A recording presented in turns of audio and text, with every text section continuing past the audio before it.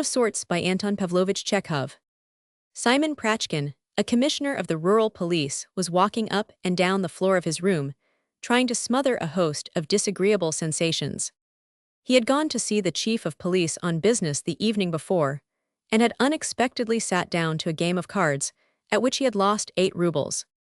The amount was a trifle, but the demons of greed and avarice were whispering in his ear the accusation that he was a spendthrift. 8 rubles, a mere nothing, cried Prachkin, trying to drown the voices of the demons. People often lose more than that, without minding it at all. Besides, money is made to spend. 1 trip to the factory, 1 visit to Pilov's tavern, and 8 rubles would have been but a drop in a bucket. Monotonously murmured Prachkin's son Vanya in the next room.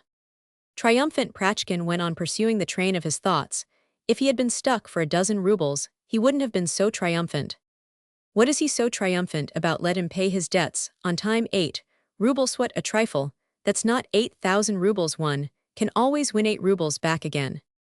Well, he wouldn't be likely to go at a gallop, would he? Was he supposed to be a racehorse? He was a hack, a broken-down old hack. Foolish, drunken peasants always want to go at breakneck speed. And then when they fall into an ice hole or down a precipice, someone has to haul them out and doctor them. If I had my way, I'd prescribe a kind of turpentine for them that they wouldn't forget in a hurry. And why did I lead a low card? If I had led the ace of clubs, I wouldn't have fallen into a hole myself. Crumbling furrows, what stuff. That is, people will let those writers scribble anything. It was that 10 spot that made all the trouble. Why the devil did it have to turn up just at that moment? If the boy was running, he must have been overeating himself and been naughty. Parents never will put their children to work.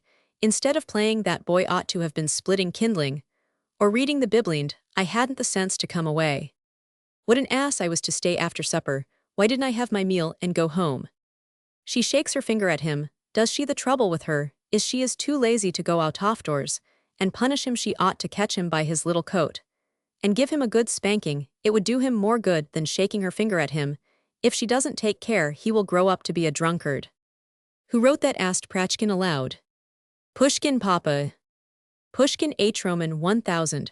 What an ass he is. People like that simply write without knowing themselves what they are saying.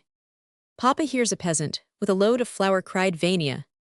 Let someone take charge of it. The arrival of the flour failed to cheer Prachkin. The more he tried to console himself, the more poignant grew his sense of loss, and he regretted those 8 rubles as keenly as if they had in reality been 8,000.